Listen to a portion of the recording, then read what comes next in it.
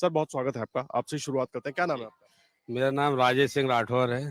राजेश जी, नर्मदापुरम की अगर हम बात करें पहले तो क्या समस्याएं हैं? अब चुनाव हो रहा है, क्या कुछ लग रहा है कि दिक्कतें दूर होंगी या पहले जो तमाम लोग थे सांसद विधायक कुछ हुआ काम यहाँ देखिए, पिछले 10 सालों से केंद्र में कांग्रेस छोड़ बीजेपी की सरकार है और उस सरकार ने वादा किया था युवाओं को रोजगार देंगे, महंगाई को कम करेंगे, लेकिन इसके उलट महंगाई चरम पर है।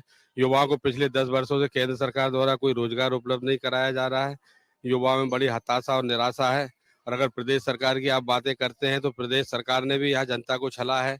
अभी विधानसभा चुनाव में उन्होंने घोषणा करी थी बीजेपी के नेताओं ने कि हम किसानों का गेहूं 2700 रुपये लेंगे और धान 3100, लेकिन ऐसा कुछ नहीं हुआ। यहाँ गेहूं अभी 2175 सपोर्ट प्राइस पर खरीदा जा रहा है।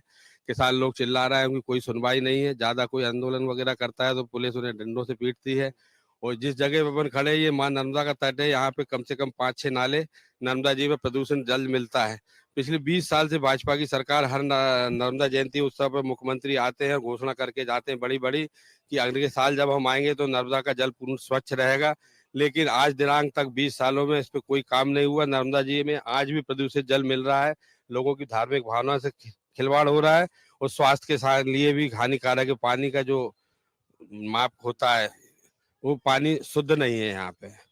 और रोजगार सबसे बड़ी समस्या है। युवाओं को रोजगार चाहिए, रोजगार सरकार पे है नहीं। लगातार सरकारी संस्थानों को बेचा जा रहा है। उससे अगर वो सरकार के अधीन रहते हैं तो उसमें सरकार युवाओं को रोजगार देती है। उस रोजगार से युवा 1-1.25 लाख, 1.5 लाख, 2 लाख की नौकरी पाता। या प्राइवेट सेक्टर में बच्चों को काम करना पड़ रहा है जिनको 10-20 हजार से ज्यादा सैलरी मिलती नहीं है। और 10-20 हजार की सैलरी में आदमी का परिवार नहीं चलता है। सिंगल आदमी भी अपना खर्च पूरा महीने का नहीं कर सकता है। ऐसी हताशा निराशा की स्थिति में ये सरकार सिर्फ धर्म की आड़ लेके इस देश में फिर सत्ता में काबिज होना चाहती है, जो कि बिल्कुल गलत है।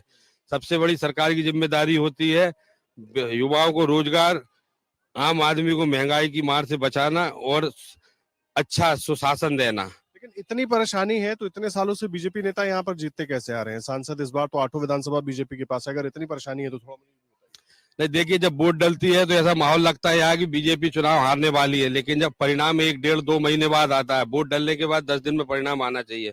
2-2 महीने तक ईवीएम मशीनें सुरक्षित रखी रहती है, उसके बाद परिणाम आता है। हमें तो ये लगता है कि ईवीएम मशीनों में 100% छेड़छाड़ होती है। अभी सभी राजनीतिक दल और सुप्रीम कोर्ट के वकील लोग हड़ताल पे इस बात को लेके है कि साहब ये बैलेट पेपर से चुनाव कराया जाए, मगर चुनाव आयोग भारतीय जनता पार्टी का प्रधानमंत्री इस बात से सहमत ही नहीं है। वो कहता है ईवीएम सही है, हम बैलेट पेपर से चुनाव नहीं कराएंगे। अगर मतदाता अपना सही मत देता है तो बैलेट पेपर से सही माना जा सकता है। पेपर से सही माना जाता है। ईवीएम को लेकर इनको लगता है, ईवीएम को लेकर इनको। अगर आप ये वीडियो YouTube पर देख रहे हैं तो हमारे चैनल को सब्सक्राइब करें और बेल आइकन को दबाना ना भूलें। अगर आप Facebook पर ये वीडियो देख रहे हैं तो हमारे पेज को लाइक करें।